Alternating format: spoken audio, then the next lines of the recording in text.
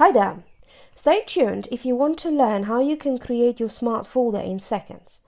We will start our journey from the dashboard. When you look at the left side panel, you will find My Folders bookmark. Just click on that and select Add New.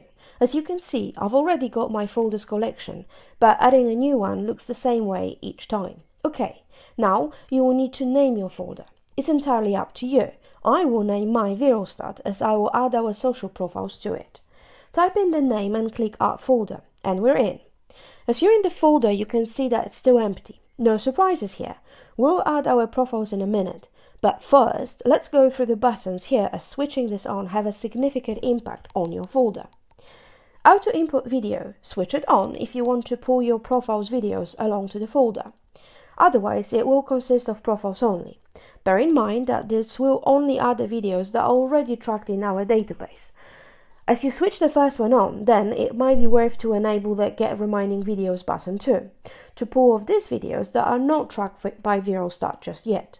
You can also switch the Power Tracking Media button if you want the statistics of the videos within that folder to be updated every 3 hours, instead of standard 24 tracking by default.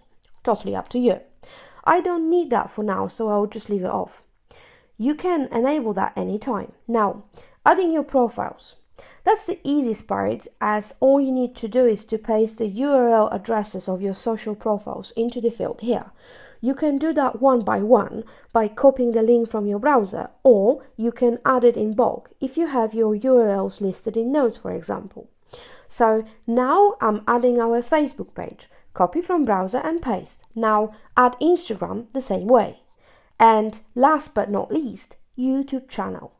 You can double check if all the profiles are in fact here, the number of videos added along the Choose the Folders view, charts or collections.